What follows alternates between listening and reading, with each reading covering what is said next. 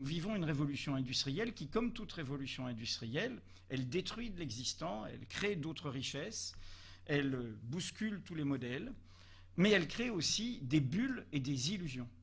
Et je pense vraiment, c'est notre intuition de départ, que non pas la gratuité sur Internet. Internet, c'est un univers dans lequel il y a de la gratuité, évidemment, démocratique, d'échange, de partage. Il y a le lien hypertexte au cœur de cette révolution technologique. Donc, la révolution industrielle, dont le moteur est le numérique, a cette dimension de l'échange gratuit.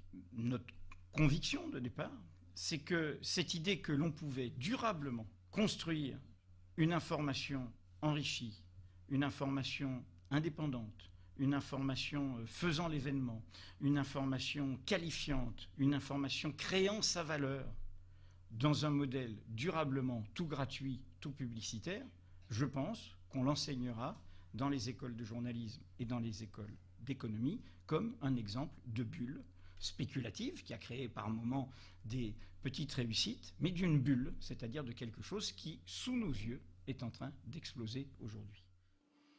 Les consommateurs ont été élevés dans le mythe de la gratuité et ils acceptent aujourd'hui, en payant, non pas d'acheter en fait le paquet total, mais de picorer ce qui les intéresse.